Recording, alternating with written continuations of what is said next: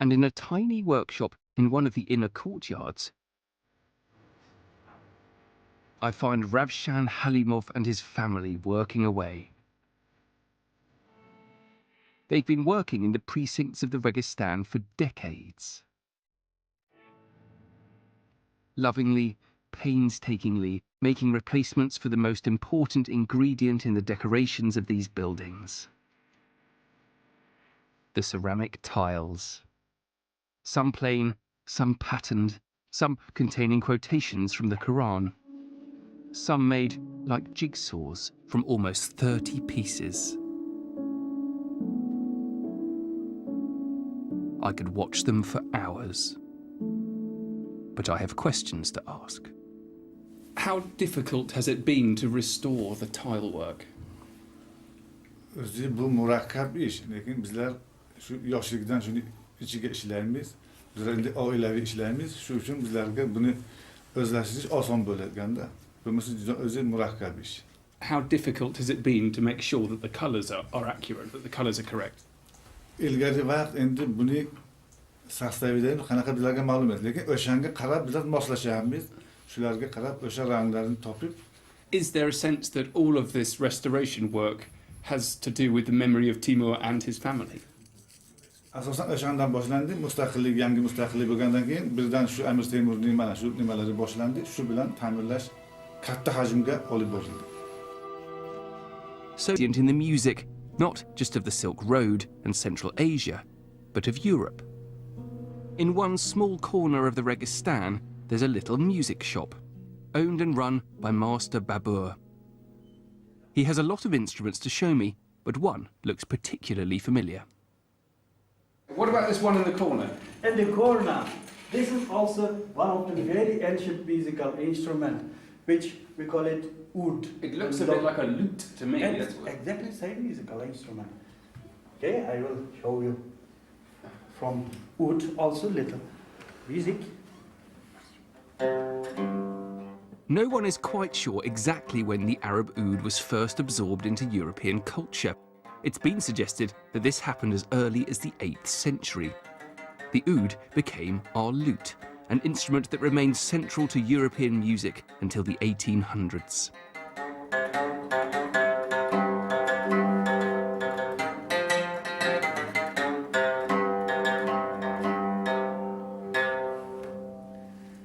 Wonderful. Thank you. It's the sound of history right there. Sound of history, sound of ages, sound of Silk Road.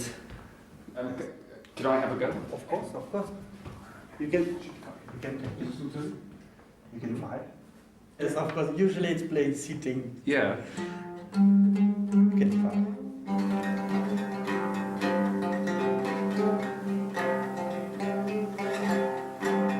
I'm used to playing the guitar, and I play it very well, but the oud is a challenge to say the least. This one, it has no frets. It's quite difficult to play, isn't it? Yes, of course. Thank you very play much. Well. Thank you. Thank you. Thank you. The origin of the lute has long been acknowledged, but in the next city, I'll be...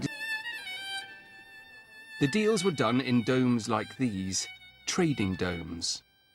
For hundreds of years, the money changed hands here.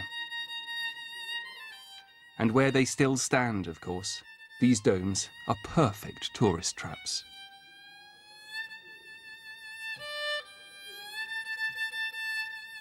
Its position and its wealth made Bukhara attractive. An essential stop on any conqueror's tour through Central Asia. They all came here. Bukhara was conquered even more than most.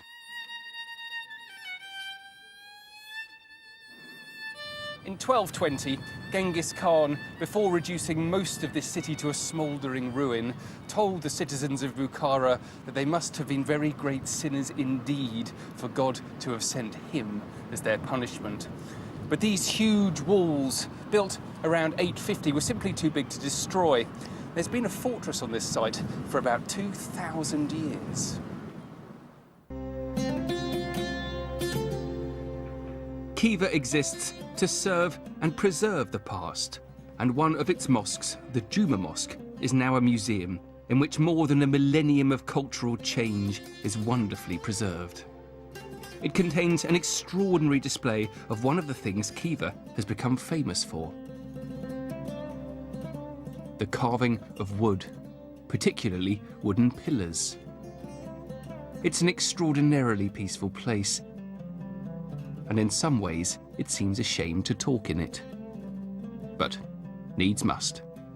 The pillars are all very beautiful, and they have similar designs, but they're also all noticeably different. Why is that? Bu yerda ustalarning fantaziyasi juda katta rol o'ynaydi. 10-asrga oid bo'lgan ushbu jome masjidda 213 ta ustun bor.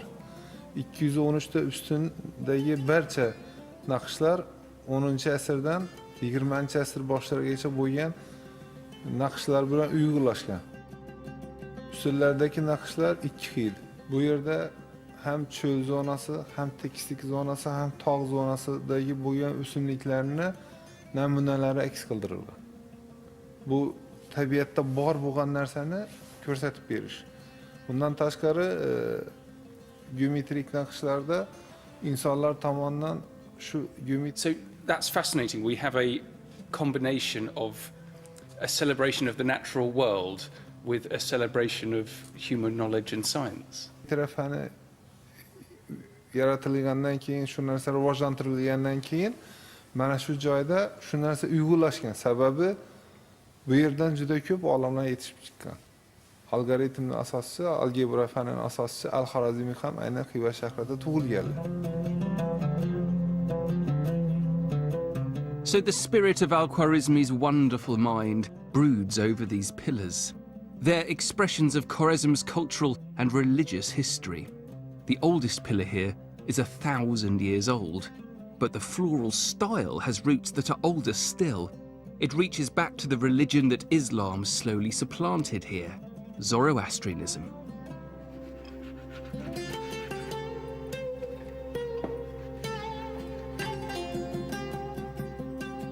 And of course, it's not just ancient history. Shavkat Jumanayazov's workshop is about 100 yards from the Juma Mosque. With his brother and their apprentices, they still carve in the same style, although these days the customer is more likely to be a local hotel or restaurant.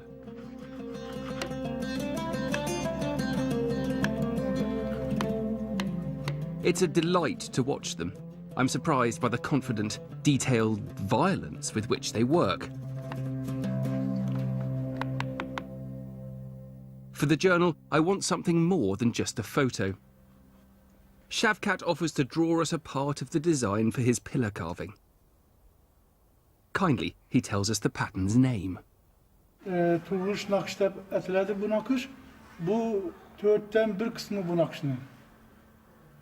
Shunaqa naqsh. I've no idea what it